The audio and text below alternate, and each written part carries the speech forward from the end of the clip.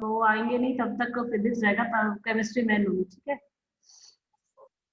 Okay, तो उस दिन दो दो पीरियड है तो मान ले लेते हैं उसी दिन टेस्ट ले लेंगे, ठीक है। ठीक, बहुत सारा टाइम है, तो उस दिन देखते हैं, काहूट अगर हो जाएगा तो काहूट पहले कर लेंगे, और अगर टाइम बचे तो गूगल फॉर्म में भी ले लेंगे। ओके, क्लियर मेरा? I mean today's class only. No no no, Monday को मेरी क्लास रहती है ना। अभी वो Oh, yeah. दिन सर का अभी तो ले नहीं पा रहे, तो उनकी क्लास अभी तो मैं ले लूंगी, तो उस समय मैं आपका टेस्ट ले लूंगी, ठीक है। मैम एक बार अभी आप क्या बताए बता दो ना। कितनी बोली बेटा special, I told that Monday को फिजिक्स सर जो दिन सर की क्लास तो नहीं हो रही ना, मैं ले रही ना अभी वो क्लास। सो व्हाट आई हाँ will that I will take your Kahoot on the test what you want, okay, ठीक है। Okay okay. तो क्योंकि आज बाकी दोनों पीरियड में पढ़ेंगे और उस दिन मंडे को टेस्ट करेंगे, ठीक। मंडे को तो एक पीरियड पूरा ही है। Yes ma'am. ठीक, तो अभी चलो वापस आते हैं अपने टॉपिक पे। बच्चा लोग अभी नहीं आए क्या? बुक का बहुत कम बच्चा लोग है। It is 8 participants including me. What happened? ठंडी ज्यादा लग रही है?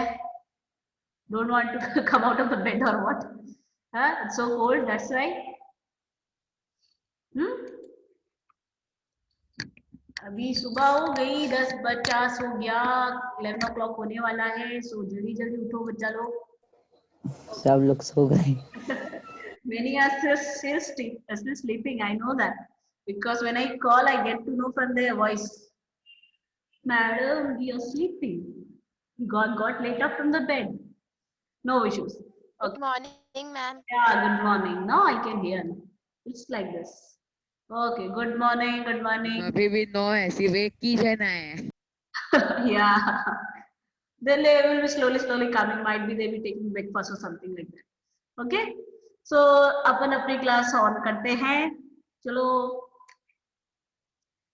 So we were discussing combustion and flame, isn't that? तो ignition temperature तक हो गया था, isn't that? Ignition temperature तक। Yes ma'am. अब next we will see, okay, types of combustion.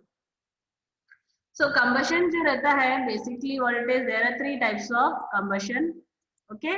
There are basically three types of combustion: rapid, spontaneous and explosion, okay.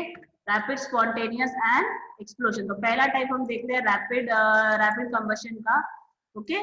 So in this rapid combustion, first we are talking about the combustion जो रहेगा, जिसमें heat जो है वो combustion जो जल्दी होगा, quickly होगा, और बहुत सारा हीट एंड लाइट प्रोड्यूस हो, तो हीट एंड लाइट ज्यादा प्रोड्यूस हो, तो वो क्या कहलाएगा? Rapid combustion. जैसे कि आपका एलपीजी का बर्नर ऑन करने की देरी है, जैसे ही गैस निकला अगर आप उसको लाइट करोगे तुरंत immediately it will catch a fire, okay. Same is the case of petrol को आपको चिंगारी फेंकनी है, वो आग लग जाएगा, तो ये क्या हुआ? Rapid combustion, okay. सो ये क्या होता है? Rapid combustion. Then there is a spontaneous combustion. Spontaneous combustion मतलब इसमें किसी को इनिशिएटिव लेने की जरूरत नहीं है, ये कंबशन जो है वो अपने आप होता है, ओके। जैसे कि ये फास्फोरस का एग्जांपल दिया है। फास्फोरस को अगर हम लोग देखेंगे तो फास्फोरस क्या होता है, अगर उसको रूम टेम्परेचर में रख दो तो वो it will catch fire. Sodium है, Ma'am, can I give one more example? yes, sodium, yes, Ma'am, forest fire. which Ma'am, forest fire. Yes correct. Forest fire भी स्पॉन्टेनियस है, उसको कोई नहीं इनिशिएट करता।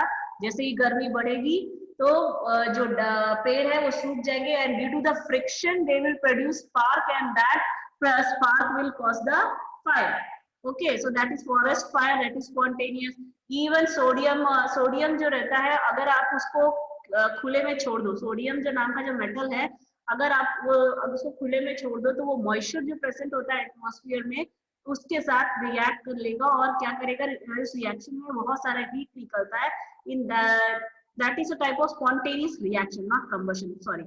That is an example of spontaneous reaction, okay. Spontaneous combustion में अगर वो combustion अपने आप को बिना किसी इनिशिएटिव के, जैसे कोल माइन वगैरह में एक्सीडेंट होता है, जब ज्यादा गर्मी बढ़ जाती है, फ्रिक्शन होता है, कभी कभार ऐसे ऐसे कंटिन्यूसली स्टोन्स को रगड़ाते हैं, तो कोल माइंस में अगर फ्रिक्शन ज्यादा हो जाए दो मतलब कोल इसके बीच में, तो वो फायर कैच कर सकता है, and that will cause a spontaneous fire, combustion. An explosion is a type of combustion in which there is a lots of noise produced. तो क्रैकर हो गया, दिवाली का क्रैकर जो हो गया वो हमारा सबसे अच्छा एग्जांपल है किसका, एक्सप्लोशन का. ओके, सो एक्सप्लोशन मींस कंबशन जिसमें लॉट्स ऑफ मतलब नॉइज प्रोड्यूस हो, वो क्या कहलाएगा, explosion. Okay, so there are these three types of combustion: rapid, spontaneous and explosion. Okay, these three types of combustion is you have to remember. और आपको अगर by chance example आ गए कि क्लासिफाई करो इसमें से कौन रैपिड है, कौन स्पॉन्टेनियस है, कौन एक्सप्लोशन, तो जिसमें आपको साउंड मिले, ज्यादा साउंड मिले हीट लाइट के अलावा, तो वो एक्सप्लोशन है. अगर कोई कंबशन बिना किसी के इनिशिएट किए अपने आप हो रहा है तो वो स्पॉन्टेनियस है. और अगर किसी कंबशन को इनिशिएट करने से वो तुरंत क्विकली आग पकड़ रहा है तो वो क्या हो जाएगा, रैपिड कंबशन कहलाएगा. ओके, इसके अलावा next this types of combustion तो हो गया. अब नेक्स्ट इज ओके, अब ये कंबशन के बाद बारी आती है, कंबशन के बाद नेक्स्ट टॉपिक ये है आपका एक्सटिंग्विशर, फायर एक्सटिंग्विशर. तो फायर एक्सटिंग्विशर की बात करते हैं. तो ये कंबशन जो होता है उसमें से फायर प्रोड्यूस होता है और इस फायर को रोकने के लिए क्या यूज होता है, फायर एक्सटिंग्विशर. तो फायर एक्सटिंग्विशर जो है actually it is a device. Okay, actually it is a device which is used to put off fire. And उनका मेनली काम, जनरली उनका फंक्शनिंग का तरीका रहता है कि उन लोग क्या करते हैं, एयर की सप्लाई को कट ऑफ कर देंगे. यहाँ पे देखो, यहाँ लिखा होगा, they either cut the supply of air और cool down the fuel below the ignition temperature. तो या तो वो क्या करेंगे, या तो उन लोग एयर की सप्लाई को कट ऑफ कर देंगे, या फिर उन लोग उसके जो भी फ्यूल जो जल रहा है उसका इग्निशन टेम्परेचर से भी ले जाके उसके टेम्परेचर को बिलो, तो वो क्या काम करेगा, फायर एक्सटिंग्विशर का काम करेगा. अब ये फायर एक्सटिंग्विशर दो तरीके के होते हैं. ड्राई पाउडर फायर एक्सटिंग्विशर जो स्कूल स्लैब्स वगैरह में यूज होता है. Okay, dry powder fire extinguisher जो होते हैं ये आपके स्कूल्स वगैरह में यूज होता है. इसे जो रेड कलर का, even in Holmes also, office वगैरह में भी आप देखोगे कि छोटे छोटे सिलेंडर जो रखे रहते हैं, आपके कभी कभी कार में भी रखते हैं लोग, है कि नहीं, देखे होंगे छोटे छोटे स्प्रे रहते हैं. ये एक्चुअली होता क्या है, इसको सोडा एसिड एक्सटिंग्विशर भी बोला जाता है, क्योंकि इसमें क्या रहता है, बेकिंग सोडा रहता है. और ये बेकिंग सोडा में क्या रहेगा, एक एसिड डाला जाएगा. एसिड डालने से क्या होगा, इसमें से CO2 गैस रिलीज होता है. और ये CO2 गैस जो क्या करेगा आपके, since you know that CO2 does not favor combustion, तो CO2 क्या करेगा, उस पर्टिकुलर फायर को क्या कर देगा, एक्सटिंग्विश कर देगा. Okay,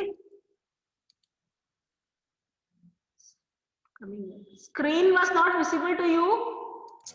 Yes, ma'am. Screen is not visible. बोलना चाहिए बेटा, how I will know that screen is not visible to you, देखो अचानक से ध्यान दिया. ओके, तो अब आपका ये क्या है, फायर एक्सटिंग्विशर हुआ. अब इस फायर एक्सटिंग्विशर में आपका ये जो मैंने आपको जो टाइप बताया, फायर एक्सटिंग्विशर का काम क्या रहता है, फायर को एक्सटिंग्विश करना, आग को बुझाना. तो आग को बुझाने के लिए आपको क्या करते हैं, आप या तो उस कंबशन प्रोसेस में एयर के सप्लाई को ही काट दो, या फिर जो फ्यूल जो जल रहा है उसके इग्निशन टेम्परेचर से भी नीचे उसका टेम्परेचर ले लो. ये दो तरीके से फायर एक्सटिंग्विशर काम करती है. या तो उसके एयर की सप्लाई को काट देगा, या फिर जो फ्यूल जो कंबशन शो कर रहा है उस पर्टिकुलर फ्यूल का जो इग्निशन टेम्परेचर है उससे भी नीचे चला जाएगा उस पर्टिकुलर फ्यूल का टेम्परेचर फायर एक्सटिंग्विशर के जरिए. तो इस तरीके से फायर एक्सटिंग्विशर काम करते हैं. ये फायर एक्सटिंग्विशर दो टाइप के होते हैं, एक ड्राई पाउडर फायर एक्सटिंग्विशर और एक होता है soda acid fire extinguisher. Dry powder में सिर्फ बेकिंग सोडा रहता है, ठीक है. अब यहाँ पे अब जैसे ही इस आपको बेकिंग सोडा को आप आग के ऊपर डालते हो तो ये क्या करता है, ये बेकिंग सोडा डिकम्पोज हो जाता है और क्या प्रोड्यूस करता है, CO2.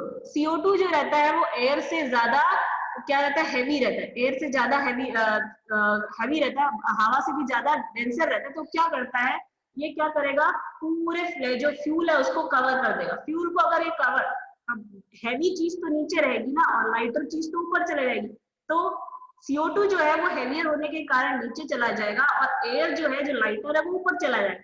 तो धीरे धीरे जो फ्यूल है वो पूरी तरीके से CO2 से कवर हो जाएगा और इसके कारण क्या होगा, Ma'am, I have a doubt. yes, Ma'am, CO2 is a hot air, na? CO2 is and I have studied that hot air floats over the मतलब cold air. CO2 एक गैस है बेटा, एयर नहीं है. Air is a mixture of gases.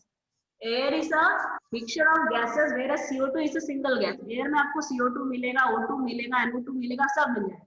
लेकिन Oh, तो एक particular gas है. ये सारे गैस मिलके एयर का फॉर्मेशन करते हैं. ठीक है. अब उसमें उनका okay. प्रोपोर्शन ज्यादा कम हो सकता है, वो एरिया के ऊपर डिपेंड करता है. जैसे पोल्यूशन ज्यादा होगा तो CO2 ज्यादा हो गया, जहां पे ग्रीनरी ज्यादा है वो ऑक्सीजन ज्यादा हो गया. तो ये प्रोपोर्शन डिपेंड करता है कहाँ पे, उस पर्टिकुलर एरिया के ऊपर. तो dry powder Ma'am, fire. I have to ask one more thing. Ma'am एक फायर एक्सटिंग्विशर ऐसा भी रहता है ना जिसमें ड्राई आइस रहती है.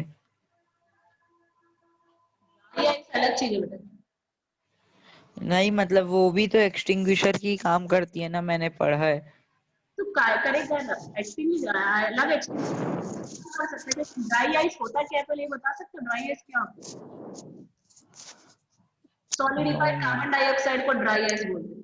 कार्बन डाइऑक्साइड को बहुत ज्यादा प्रेशर कम करके और प्रेशर ज्यादा करके, एकदम हाई प्रेशर लगा के टेम्परेचर कम करके उसको आइस के फॉर्म में लाया जाता है. उसको बोला जाता है ड्राई आइस.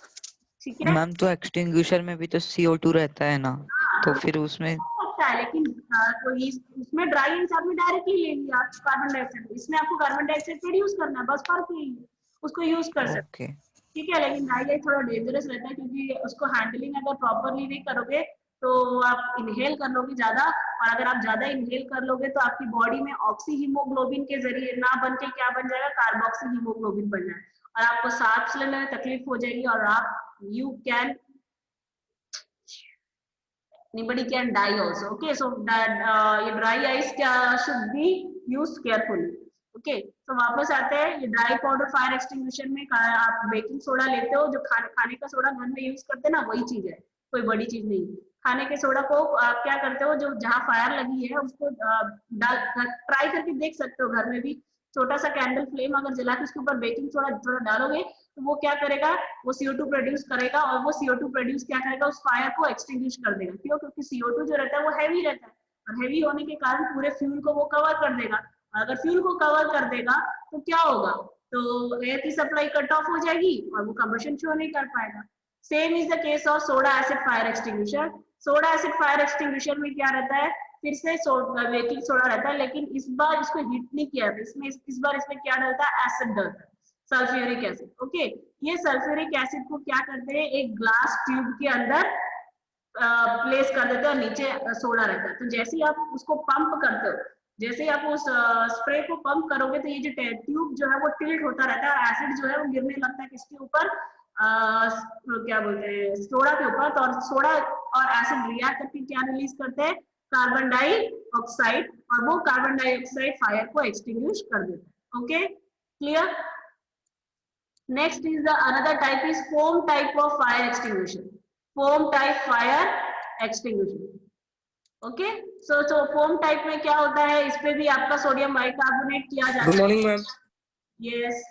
ओके. तो यहाँ पे आपका क्या है, इसमें इस बार लेकिन सोल्यूशन में आप एक डालते हो सैपोरिन करके.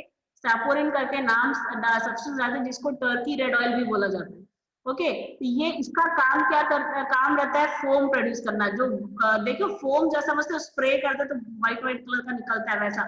ओके. तो ये फोम प्रोड्यूस करता है. तो ये क्या करेगा, ये फोम जो रहता है लाइटर रहता है ऑयल के कंपैरिजन में. तो जहां पे अगर ऑयल फायर लगता है तो वहां पे ये foam type of fire extinguisher काम आएगा. Okay. Foam type of fire extinguisher में क्या रहता है कि इसमें सोडा एसिड फायर एक्सटिंग्विशर ही है, लेकिन इसमें एक एक्स्ट्रा चीज डाल दी गई है, क्या, सैपोरिन. ये सैपोरिन यहाँ दिख रहा है, सैपोरिन और रेड टर्की ऑयल. तो ये एक्चुअली होता क्या है, इट इज एक्चुअली सैपोरिन और रेड टर्की ऑयल. तो ये जो है आपका क्या है, सोल्यूशन में डाला जाता है सोडा फायर एसिड एक्सटिंग्विशर में. तो ये क्या करेगा, ये इनका काम रहता है फोम प्रोड्यूस करना. और फोम आपको पता है कि लाइटर होता है. फोम कैसा रहता है, लाइट रहता है.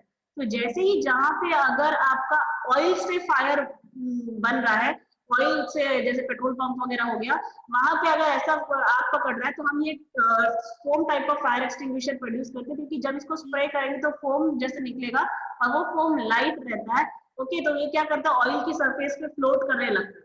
तो ऑयल की सरफेस पे फ्लोट करेगा तो ऑयल में एयर का सप्लाई कट ऑफ हो जाएगा और आपका क्या रहेगा, वो आगे आग नहीं पकड़ेगा। ठीक है, clear? We are not using water, we are not using water for oil fires, because water क्या करेगा, वाटर अगर क्या हैवी है तो चला जाएगा नीचे, है ना, ऑयल से भी नीचे चला जाएगा। वाटर तो हैवी रहता है ना, तो वो डेंसर रहता है तो वो नीचे चला जाएगा। तो कोई मतलब हुआ क्या, वाटर तो नीचे चला गया ऑयल के कंपैरिजन में, तो कोई कट ऑफ करेगा क्या सप्लाई? नहीं। इसी कारण से और जब हम ऑयल फायर्स का ये कंडीशन रहता है तो हम इसमें वाटर यूज नहीं करते।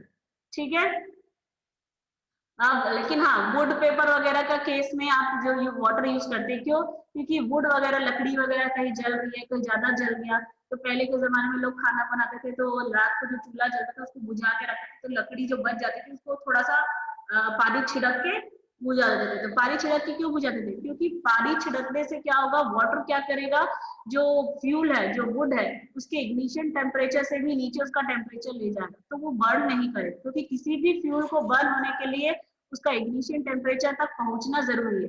अगर वो इग्निशन टेम्परेचर तक पहुंचेगा ही नहीं तो जलेगा कैसे?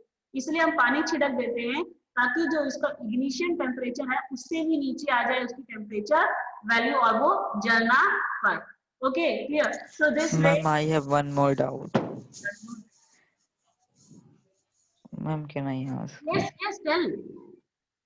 मैम फॉस्फोरस की इग्निशन टेम्परेचर तो 86 डिग्री फ़ारेनहाइट मतलब 86 फ़ारेनहाइट रहती है, मतलब 30 डिग्री सेल्सियस। तो फिर कभी कभार जब मतलब किसी इंसान की तबीयत खराब हो जाती है तो उसकी बॉडी की टेम्परेचर तो 45 डिग्री तक भी जा सकती है, तो फॉस्फोरस उसके शरीर में रखा जाएगा तो फॉस्फोरस जल जाएगा। फॉस्फोरस है ना, ठीक है, सही बोल रहे हो। तो मतलब यही डाउट था कि वो जल जाएगा। हाँ, उसका इग्निशन टेम्परेचर बस पहुंचना चाहिए। अगर वो इग्निशन टेम्परेचर पहुंच गया, अब वो चाहे किसी भी मीन्स पे हो, तो फिर जलेगा ही जलेगा। मतलब वो हाईली रिएक्टिव ही हुआ ना।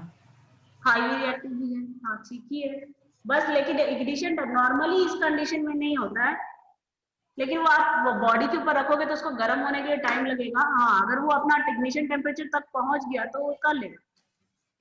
ओके, जैसे अभी नॉर्मल जनरली क्या होता है, गर्मी के सीजन रहता है, गर्मी के सीजन में नॉर्मली टेम्परेचर बहुत ज्यादा रहता है, तो अगर आप उस कंडीशन में फॉस्फोरस बाहर रखोगे तो वो आग पकड़ लेगा। मैम तो जैसे गर्मी के दिन में हो तो मतलब 42 डिग्री तक भी चले जाता है, तो फिर मान लो अगर जो लोग गोडाउन में माचिस, स्टोर, हाँ, वो माचिस जो बनता है ना, माचिस जानते हो ना, वो क्या?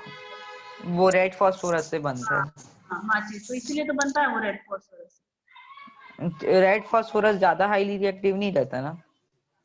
नहीं, रेड फॉस्फोरस के कंपेरिजन सल्फर, व्हाइट फॉस्फोरस ज्यादा रिएक्टिव है। रेड ओके फॉस्फोरस के कंपेरिजन में व्हाइट फॉस्फोरस ज्यादा reactive. There are 3 type, red, white, black. Okay, अब बारी आती है नेक्स्ट। हाँ, मैं कहाँ चली गई? स्क्रीन इज विजिबल ना?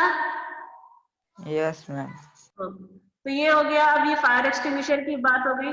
अब ये फायर करना एक्सटिंग्विशर में है तो electrical equipment. Next question is that what should we do when an electrical equipment और inflammable material catches fire. Okay, जब कोई इलेक्ट्रिकल इक्विपमेंट या फिर इनफ्लेमेबल मटेरियल में आग लगती है तो क्या करना चाहिए? तो हमको क्या करना चाहिए? CO2 फायर एक्सटिंग्विशर यूज करना चाहिए, वाटर यूज नहीं करना चाहिए। क्यों? क्योंकि अगर इलेक्ट्रिकल इक्विपमेंट है तो वाटर के साथ स्पार्क प्रोड्यूस करेगा, because water is a conductor of electricity, तो वो आग को और बढ़ा देगा। ठीक है, पेट्रोल जो रहता है, पेट्रोल के कंपैरिजन में भी वाटर लाइट डेंसर रहता है, तो वाटर जो नीचे चला जाएगा, पेट्रोल फ्लोट करना शुरू कर देगा वाटर के ऊपर। तो कोई मतलब नहीं होगा, सिंस पेट्रोल वापस वाटर के ऊपर फ्लोट कर रहा है तो वो आसानी से अपना काम करता रहेगा और कंबशन होता रहेगा। तो इसी कारण से हम इलेक्ट्रिकल इक्विपमेंट्स वगैरह के केस में हम क्या करेंगे, आप इलेक्ट्रिकल इक्विपमेंट के केस में आप ड्राई फायर एक्सटिंग्विशर, वो बेकिंग सोडा वाला बताया था, वो यूज कर सकते हो। और इनफ्लेमेबल पेट्रोल वगैरह के केस में आपको foam type of fire extinguisher जो बताया था वो यूज कर सकते हो। Yes Kushal, what you want to do, tell me. I can see your name on the screen. क्या करना है बेटा? Now next topic is flame. Flame होता क्या है? कौन flame produce करेगा? Flame कौन produce करेगा? Flame actually it is a जब भी कोई फ्यूल गैसेस फॉर्म में आ सके तो वो गैसेस फॉर्म जब आग पकड़ता है तो हमको किस फॉर्म में दिखता है? फ्लेम के फॉर्म में। देखो यहाँ पे लिखा भी है, flame is hot glowing body of ignited gas. जो इग्नाइटेड गैस है, जो गैस का जो इग्नाइटेड पार्ट है वो हमको किस फॉर्म में दिखता है? फ्लेम के फॉर्म में दिखता है। Okay, this flame is structure of flame. If अगर हम फ्लेम का स्ट्रक्चर देखें, जो कि इंपॉर्टेंट टॉपिक है, कि फ्लेम का अगर हम देखें तो फ्लेम के 3 पार्ट होते हैं, इनर जोन, आउटर जोन और मिडिल जोन। जो इनर मोस्ट जोन होता है जहाँ पे वो विक यानी बत्ती जो रहती है वहां पे वो क्या बोलते हैं, अनबर्न्ड वैक्स रहता है, यहाँ पे वो ब्लैक कलर का रहेगा। मिडिल जो रहता है वो आपका पार्शियल कंबशन रहता है, इसलिए येलोइश कलर का रहता है। तो जो आउटर मोस्ट जोन रहता है वो जनरली आपको ब्लू दिखता है, और आपको ना ये ब्लू कलर पूरा नहीं दिखाई देगा, आपको यहाँ टिप में दिखाई देगा या फिर यहाँ बेस में से थोड़ा सा ऐसा दिखाई देगा। ये ब्लू कलर जो रहता है वो एक्चुअली आउटर मोस्ट जोन है, और यहाँ पे कंप्लीट कंबशन होगा और इसका कलर कैसा रहता है? ब्लू। और सिंस कंप्लीट कंबशन हो रहा है इसलिए यहाँ पे गर्मी भी ज्यादा रहेगी, इसलिए हॉटेस्ट पार्ट है। और यहाँ पे मिडिल जोन में क्या रहेगा? आपका पार्शियल कंबशन हो रहा है, इसलिए ये मॉडरेटली हॉट रहेगा। और जो बॉटम पार्ट, ये इनर मोस्ट पार्ट है जहाँ पे ये बत्ती जल रही है, जहाँ पे अनबर्न्ड वैक्स है, वो लीस्ट हॉट रहेगा। Okay, so this is the structure of flame. This is the structure of flame. अब एक किसी ने बोला था मुझे, मैडम की फ्लेम पर क्यों जलता है? ठीक है, so I will show you one YouTube video, it is very good, I like it, और बहुत इजी तरीके से इसमें कंसेप्ट है। The screen is visible to you? Is the screen visible? Yes ma'am, yes ma'am. Okay, अब इसमें देखो, actually flame जब जलता है तो क्या होता है, हवा गर्म होने लगती है, जो हॉट एयर है वो ऊपर की ओर जाने लगता है, और जो कोल्ड एयर है वो उसकी जगह ले लेता है। अभी जैसे फ्लेम चल रहा है तो वो गर्मी प्रोड्यूस कर रहा है, वो क्या, उसके आसपास की हवा क्या होगी? गर्म हो जाएगी, तो वो ऊपर की ओर जाएगी, और जो कोल्ड एयर है साइड से नीचे आएगी। तो क्या हो रहा है, नीचे से ऐसा आ रहा है, ऐसे कर्व शेप आ रहा है, तो नीचे से इसका फ्लेम का शेप कैसा रहता है? ऐसा। ओके, और सिंस हॉट एयर ऊपर से जा रहा है तो वो कैसे? सीधा सीधा है, इसलिए फ्लेम ऊपर की ओर पॉइंटिंग करता है, नीचे से like this you will get a what you can leaf like shape you are getting of the flame. तो इधर देख लो, इसमें अच्छे से बताया है। और Hey guys, hold on. Store. Remember, it's called It's Sometimes. Ma'am, YouTube video is not visible. My Facebook. Only voice is clear. okay.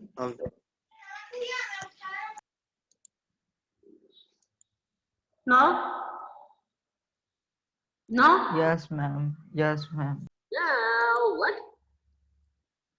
The title of my next video. Whoa! Some areas are. Why does it look red? Flame always point upward. दिख रहा है? तो why does the flame always point upwards? देखो यहाँ पे देखो,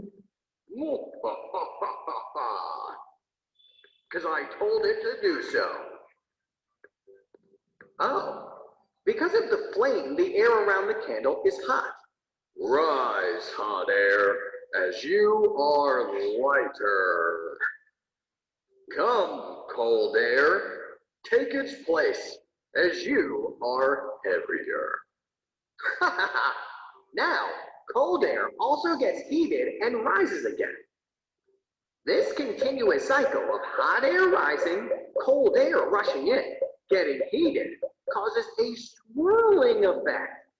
And that makes the flame point upward. समझ में आया? Yes, ma'am. मैम इसमें तो आउटर फ्लेम का कलर वह येलो था, बल्कि उसमें तो आउटर फ्लेम का कलर ब्लू था।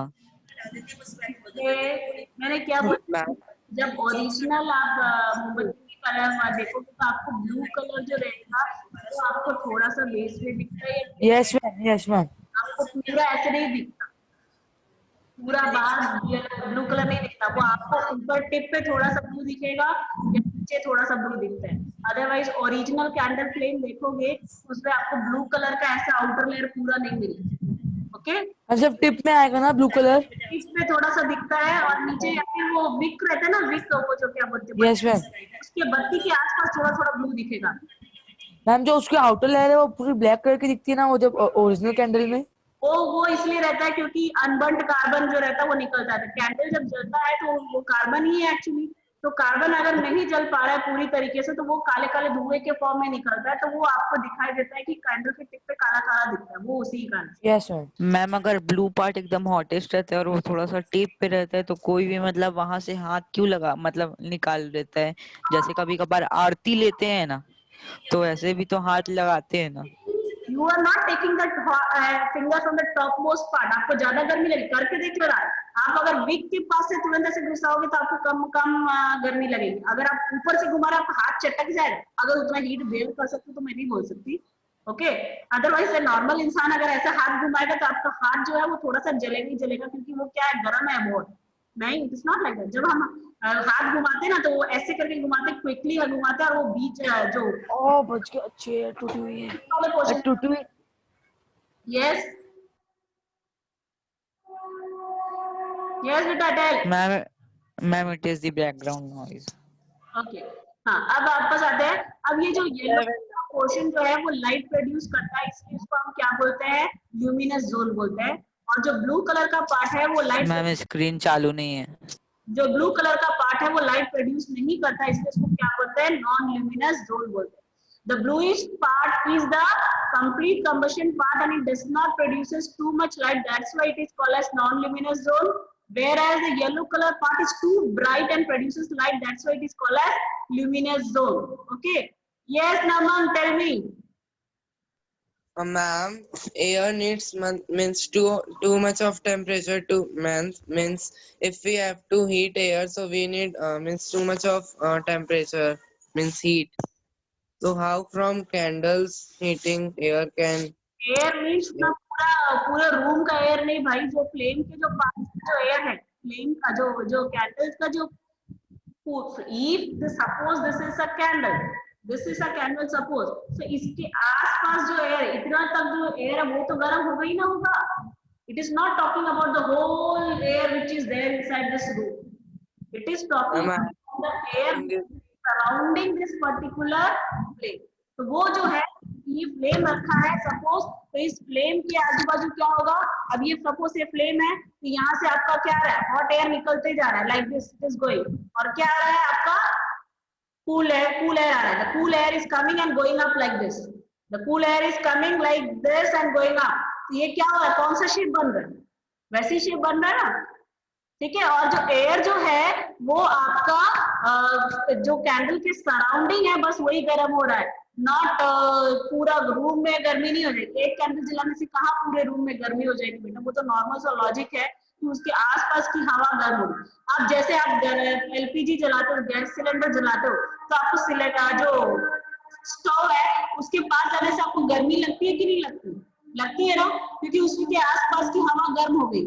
लेकिन पूरा किचन एकदम गर्म हो जाए वो नहीं होगा, okay. Is it that correct और रॉन्ग? नमन Yes. अभी Yes, ma'am. कंडीशन कैसा है, कोल्ड है ना, अभी तो थोड़ा ठंडी का टाइम है।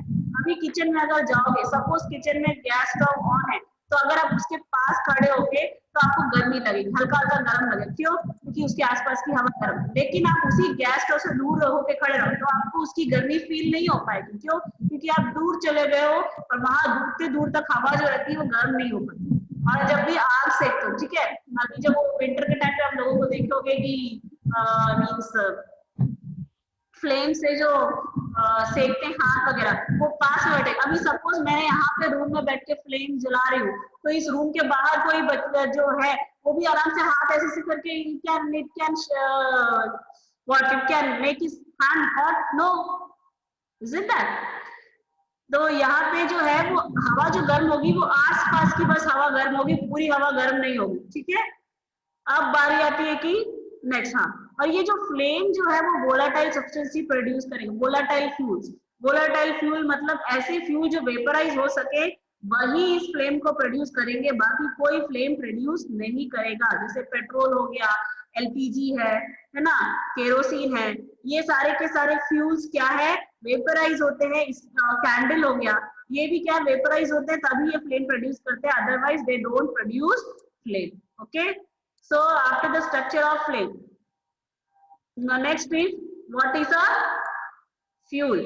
So if I am talking what is a fuel, so fuel are the substance which on combustion gives heat and light. Okay, Ma'am, time is over. time is over. How? It is 11:19. No ma'am 11:30 को होगा। That's how. ये अभी 10 minute बाकी है। Okay, so ideal fuel जो होता है वो कैसा रहता है, अब ये जो फ्यूल जो रहेंगे वो आइडियल फ्यूल कैसे कहलाएंगे, अब इसका तो आपको पता है, जिसका हैज प्रॉपर इग्निशन टेम्परेचर, या तो उसका इग्निशन टेम्परेचर ज्यादा होना चाहिए ना कम होना चाहिए।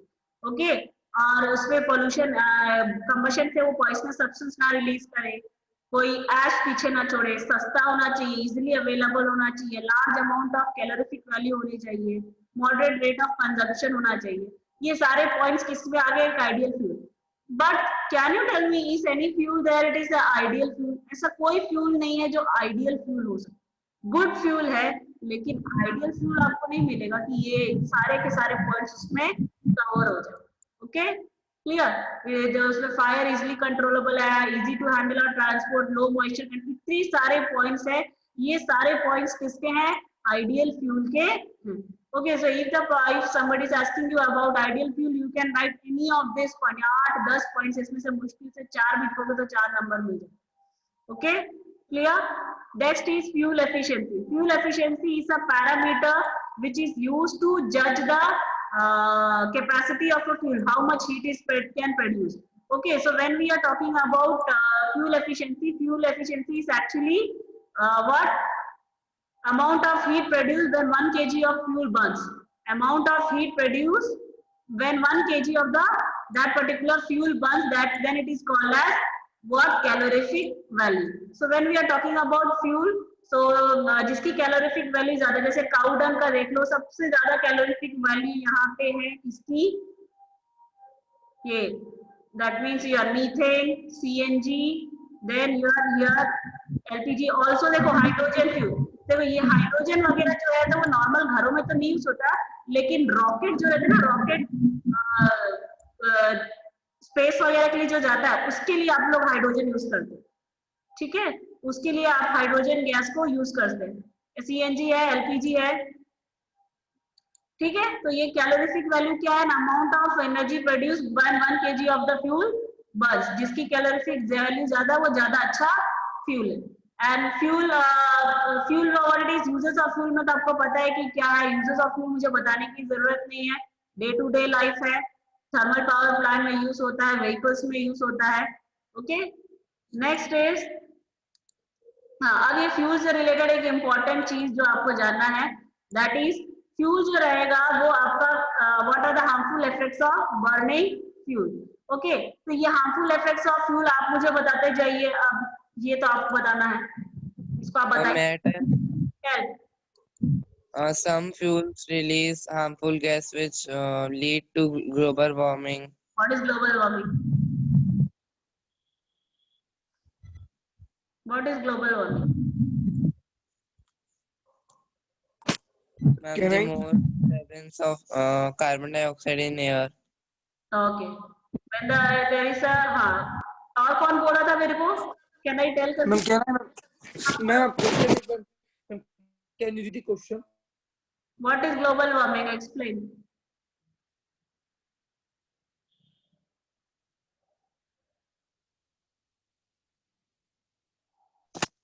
Ma'am Yes. What is global warming? Ma'am उसका इफेक्ट बताना है। क्या होता है ग्लोबल वार्मिंग, ये बताना है। Ma'am global warming is the long term heating of earth's climate system. By what? Ma'am, which increases heat trapping greenhouse gas level in Earth's atmosphere. Ma'am, by vehicles or human activities, factories. Right. Ma'am जितना carbon dioxide बढ़ेगा उतना हाँ global warming होगा ma'am, global क्योंकि warming, carbon dioxide green house है, green house gas है।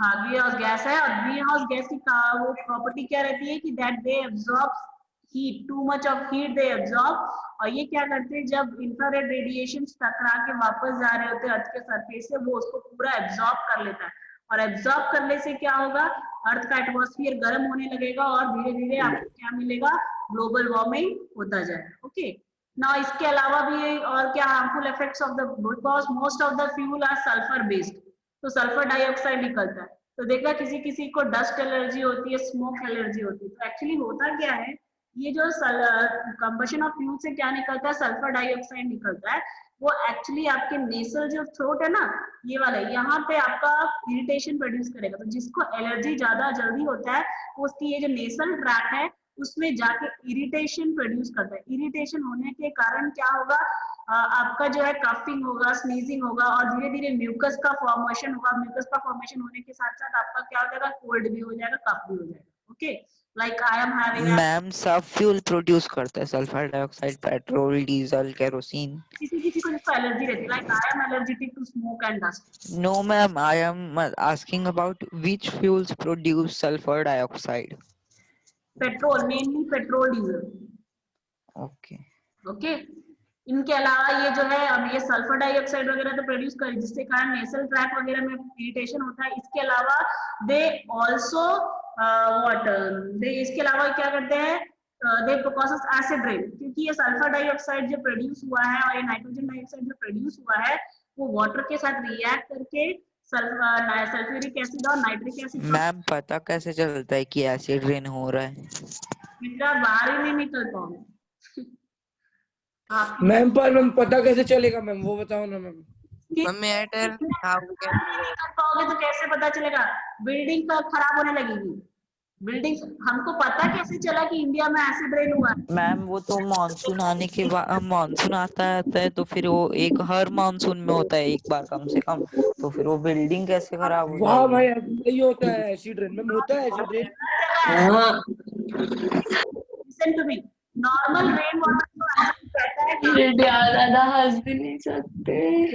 Mute everybody. Ma'am, अच्छा ये mute बात everybody. तो यार ऐसे करती हूँ, बता रही हूँ। when you are sitting, please check that whether everybody can hear your background noise, what you are telling. Is it good to hear the others background noise? अच्छा लगता है क्या सुनने में ये सब?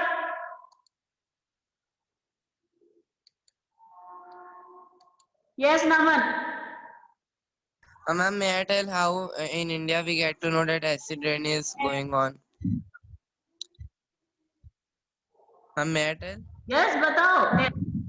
Ma'am, the Taj Mahal's color was converted to yellow, and means the people near that Taj Mahal, they told that means acid rain is going on, and the effect of acid rain is on humans' skin, means skin also. So they tell to government and. Okay. Taj ma'am आप ये बताओ ना कि हर monsoon में होता है कि नहीं होता है एक बार? ये आपके ऊपर डिपेंडेंट है, आप चाहो तो हर मानसून में गिरा दो, ये लोगों का कंडीशन, ये लोगों के ऊपर डिपेंड करता है। अगर आप एसिड रेन चाहते हो तो आप इतना पोल्यूशन कर दो जैसे ताजमहल में हुआ।